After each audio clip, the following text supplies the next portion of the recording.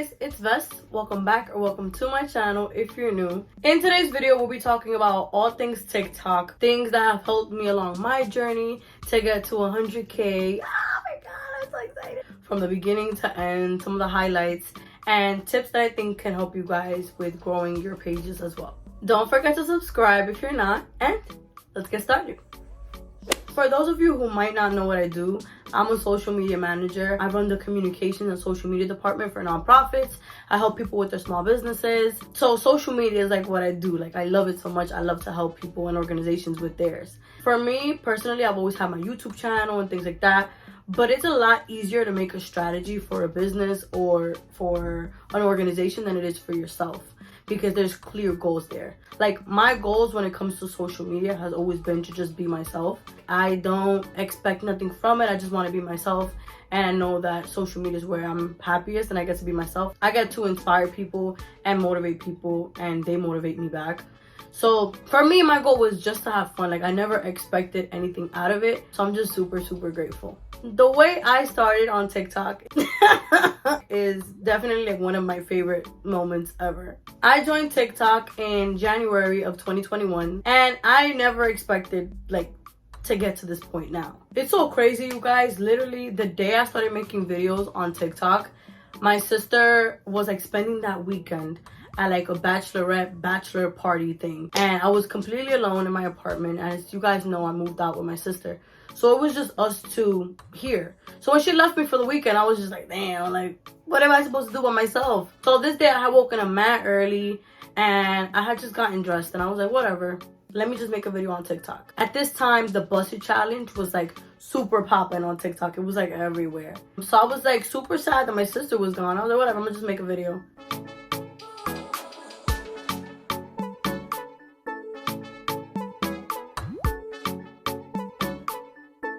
I made one video and I had mad fun. So I made like 2 more. I posted them throughout the day. I didn't even check the app, whatever. Logged off. I went to bed.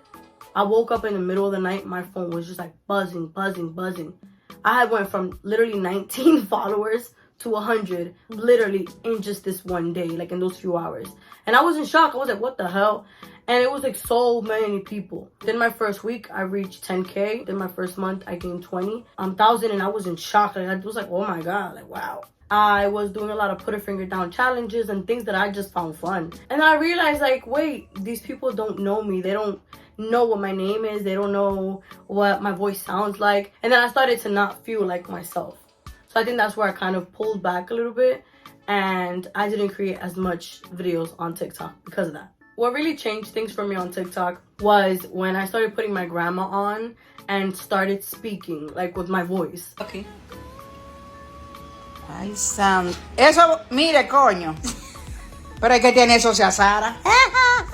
Eso no se ve feo. Mira. Mira qué lindo.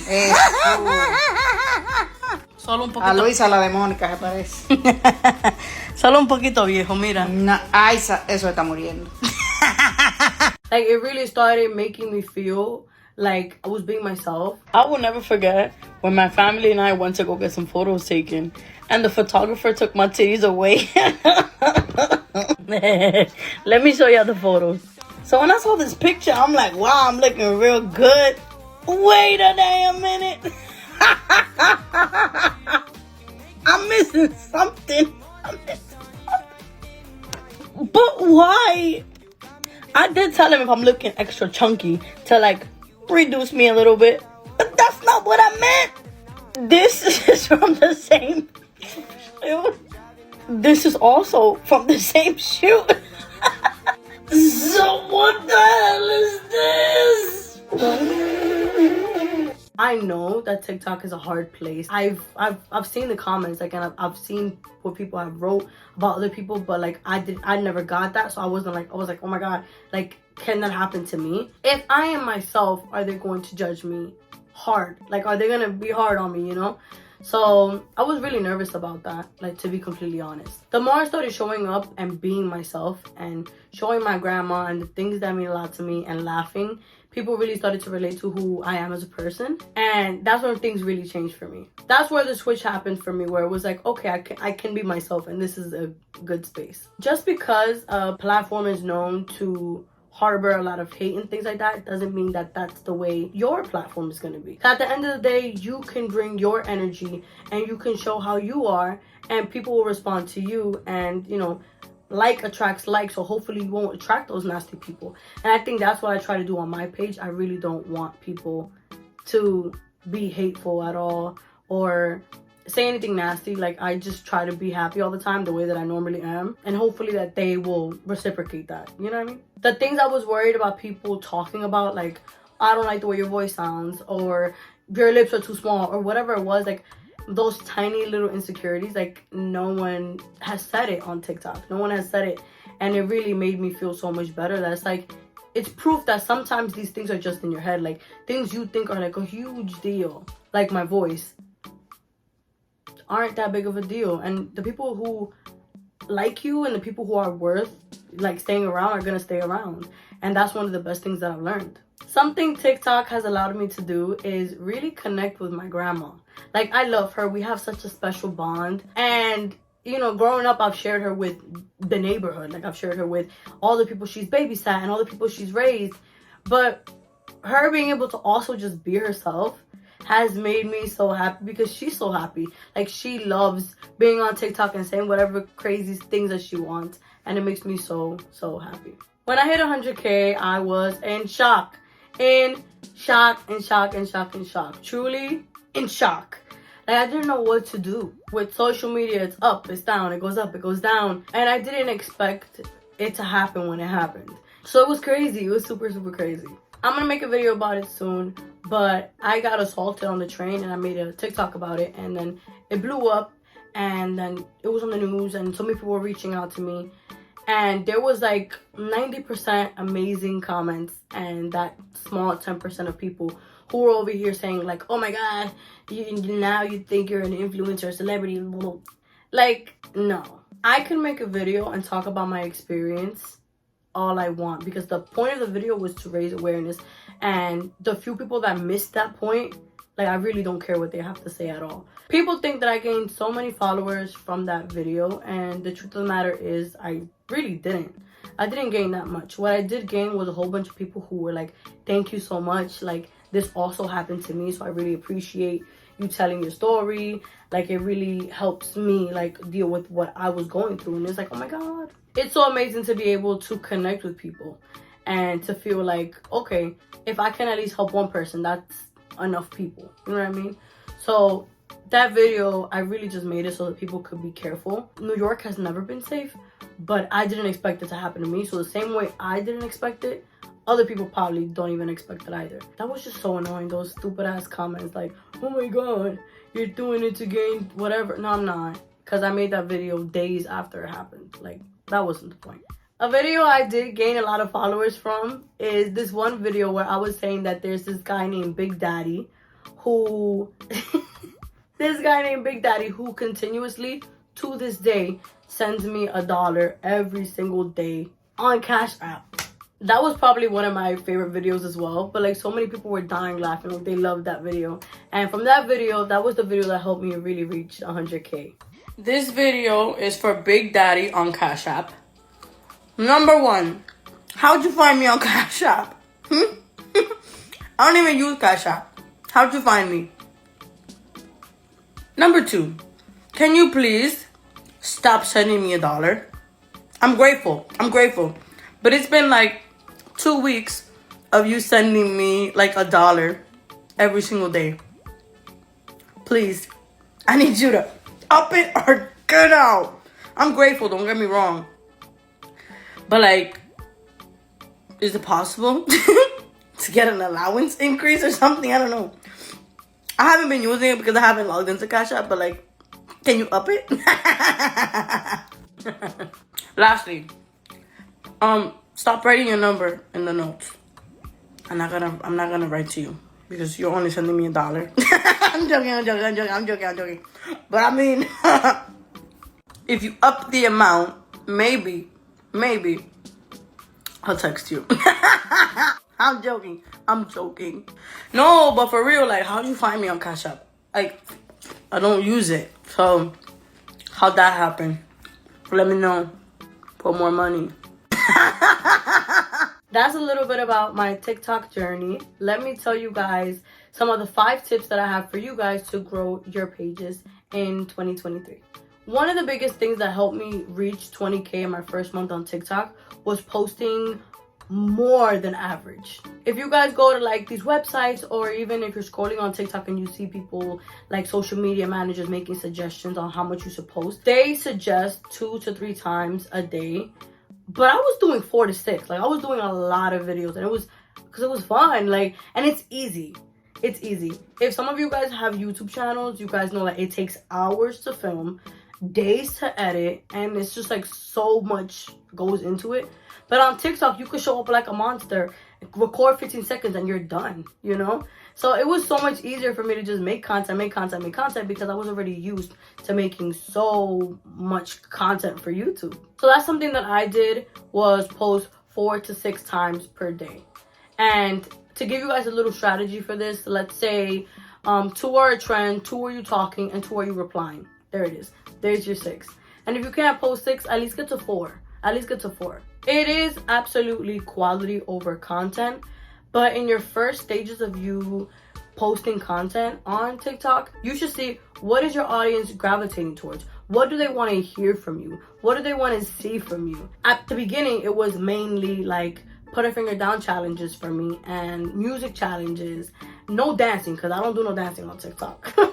But like, it was those type of videos that people really wanted to see, that people were really watching. As I kept going, I started realizing those are not the videos I want to make. So then you start switching it and seeing what works there. So this is where posting a good amount of content helps you see what people are gravitating towards and what audience do you want at the end.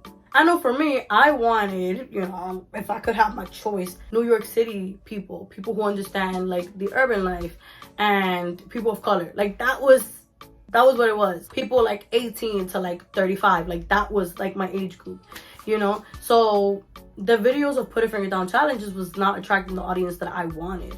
It was good because it was fun for me, but like when I wanted to like really talk about things that mattered to me, I wanted it to be with my target audience. So that's where the more you post, the more you can see what people are enjoying, what people like, what people want to see. Number 2, engage with the audience. It doesn't matter if you have 1 person or 500,000 people watching you. At the end of the day, engage with those people. I will never understand people who make content, who make videos, and they don't reply back to any comments. They don't heart any comments. They don't reply to any comments. It's just they put their face out there and thanks for watching. And it's like, no, like if somebody's taking the time out to watch you, like the least you could do is respond to them. Like talk back to them. Like it's fun. I love 2-sided conversations. I love conversations, period. I love saying, hey, this is what I think. Has anybody experienced this? And I have like 3 people telling me like, oh my God, me too. And that makes me feel so good. And I'm here like, oh my God, besties. Ah. There's people that have commented on my TikTok back when I started. To this day, they comment and I literally like almost shed a tear. Like I get so hype. I'm obsessed with them. And I call them my besties, and I tell them that I love them. And I think it's so important. Like, don't just make content and have people watch you. Like, talk back, engage with them. Ways you can engage with your audience is replying, hearting a comment, responding in a video. Sometimes they'll add you on Instagram from TikTok, respond to them on there, you know? So it's just speaking back to them in a way that shows that you value them and value their time, because they don't have to be watching you. They don't have to care for you. They don't even know you. They don't have to like you at all, but they're choosing to be there. So I think it's important to really recognize that and really be appreciative. Number 3, keep your eye out for trends. This is something that definitely helped me in the beginning of me being on TikTok. I would say within like the first 2 months, the majority of them were all trends. The first one was the busted challenge. Like that was literally my first video ever. It was the busted challenge. And I don't dance on the internet. Like that's not what I do. Like I'm a bachata merengue type of girl. Like I'm not a busted down challenge type of girl. I wish I was, but I'm not, you know. I did it because it was fun. I really didn't know much about TikTok at all at the time, so it was really fun. So keep an eye out for trends that you really like and things that you might want to do. You guys know that language app, what is it? Duolingo? they do a really good job at picking trends that work for them. There's so many trends on TikTok that are just like, just basic sounds. And you can do anything to just tweak it a little bit and make it for you. Make it for your niche. Make it for whatever you want it to be. And in those 5 seconds, there you have a content idea. The best way I have found to look for trends, scroll on your For You page. Scroll. The sounds you hear the most, note them. Save them. Keep them in your mind. Keep them in your mind and start brainstorming about what are the type of videos you would make with that sound. Something that also really helped me was when you click a sound on TikTok, you could see how many videos were made with that sound. If it was over like 12 million, don't even bother with that sound. Like, unless you really want to do it, don't do it. If your goal is to grow, don't even bother with that sound because nobody's gonna see that. Like, it's just gonna get buried. So don't even. I like the sounds that appear a few times and they have a couple hundred, a couple thousands, less than 6 digits. Those are really good sounds to really do trends on. Recently, I've been pretty slacking on trends because a lot of the stuff I see on my page is like motivational, inspirational, and things that really have to do with like productivity and things like that. And that's not really my niche. Like, I'm my own niche. You know what I'm saying? Like, it gets a little bit more difficult when you don't have a specific niche. And I've touched on this before. If you know what you want to go into, whether it's makeup, fashion, whatever it is, do it. Like, do it. It's going to be so much easier for you to have a well-defined niche than for you to just blindly go into it and be like, here I am. You have to make people want to care. Like, people are taking the time out of their day to watch. So what value are you providing to them? For me, I think I'm providing humor and relatability. And I think that's why people like my content. But I do wish that I had a specific niche because it would definitely help. So look for trends and see how they can work for you. Number 4, I focused on what is different about me and what I could add to the platform. Something I was seeing a lot when I first joined TikTok was an incredible amount of not that much diversity, to be honest. I didn't see many Latinas on there. I didn't see many Hispanics on there. I didn't see many Dominicans on there. And I was just like, oh my God, like, where are my peoples, you know? And a For You page is a For You page.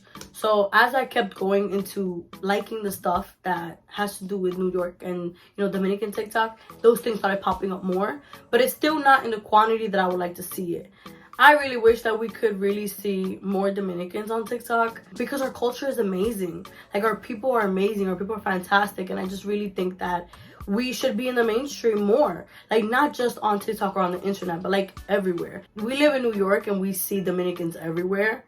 But when you look outside of New York, it's like very few and far between in the States, in the US and things like that. So I just really felt like there was not the representation that I necessarily wanted.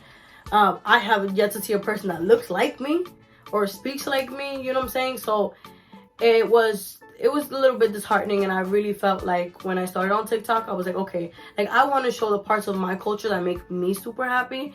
And I know that there's a whole bunch of us out there. Maybe we're just not making content, or maybe we're just not getting the views as much as others. The biggest thing when it comes to social media is what makes you different than everybody else. If everybody's posting the same beige aesthetic, what makes you different? And what makes you different can be your style, the way you speak, your personality, your culture. But for me, it was my personality. So that's what I tried to let shine, and it's my favorite part of myself. So I really tried to show that through my videos. I really tried not to hold back. I used to never hold back on here. So when I joined TikTok, I really didn't want to hold back because what sets you apart is what makes you you. And my personality was that for me, and I really wanted to show that. So when you're on your journey, your TikTok journey, your YouTube journey, really think what makes you different. And an exercise that can help you with this is ask some of your favorite people, what's your favorite thing about me? Ask them, what is your favorite thing about me? And see what they say. See what response they give you. They're going to tell you things you probably didn't even know. Things you probably just brushed over and you were like, yeah, that's just who I am. That's just what I do. Ask the people around you who you love. Maybe ask some people who you just met. Some people who you just newly encountered. And be like, what is some of your favorite parts of me? Number 5, and this is probably my favorite tip of all. This is something I see so many people do on TikTok, and I really wish that I could just like shake them and like try to fix it. But stop worrying about going viral. Like, the best things come when you don't expect it. And guess what? Going viral is not the end all be all. I want you guys to do something the next time you guys see a viral video. Go to that person's page. A person could have 35 million views on a video, but when you go to their page, it's only like 200 followers. Those people from that video did not translate into those followers because they saw the video that one time and just passed. Just passed it by. They liked it, they hearted it, shared it, and that was it. They were connected to the video, but not the person as a person. And people connecting to you as a person is what makes people want to follow you. So going viral should never be the goal, because you won't get to where you want to be if going viral is what you want to do. Slow and steady wins the race. I would rather take slow, consistent growth than one big leap and then it's just dead from then on. When you grow slowly, you're able to build your little community. You're able to grow your people. You're able to grow love for your audience, and your audience gets to grow love for you. They get to know you as a person. And when you have one viral video, good luck trying to recreate that. So many people try to recreate their viral videos and it doesn't work because it was good that one time. What you need to do is really hone in on what is it that you want your audience to get from your videos, and how can you provide that each time with little tiny steps. I'm not 100% where I want to be with my TikTok because I feel like I want them to know me just a little bit more. I want to know them just a little bit more. I want to get more personal and really show the parts of myself that I don't show just anybody. For me, when I think about what I want for the future and TikTok, I really want to build a place where people really feel comfortable. I've gained a lot of weight and I've spoken about it, and I'm not always happy with moving out, and there's been so many struggles here, and you know, I've spoken about those things. So it's so much more fun when you build a community, and I think I want to continue to build that in the future and as I keep going with TikTok. And I'm super grateful for all the comments, all the love, all the people. It's just the best feeling in the world. When I get to show the parts that I love, I have people who care. You know what I mean? My followers on TikTok are really like some of my best friends. Like, no joke. Like, I can throw whatever at them and they just get it. Like, I made a video once saying, like, stop sending me heart eyes. Like, send me a joke or something. You guys, I got like 300 DMs of just jokes. And it was men, women, frogs. Everybody was just sending me so much shit. And I loved it. They were sending me so many funny DMs. And it's like, that's what it's about. You know, creating a community where you really feel comfortable. And you like the people that you're talking to. I hope this video and hearing about my journey and these tips really are helpful. I think that there's space for all of us. On the platform, there's space for all of us to do the things we want to do, and I'm super excited for the future. And I can't wait to see more people creating amazing content. So I hope you guys find it helpful. If you guys have any other tips, leave them down below. Any other questions, leave them down below. Don't forget to subscribe and follow me on TikTok. All the tips will be left down below as well. If you guys have any questions, you guys can always DM me. They're always open, but no hard eyes. Just fun jokes and questions, okay? You guys are amazing. Talk to you soon, and I'll see you guys in my next video. Bye.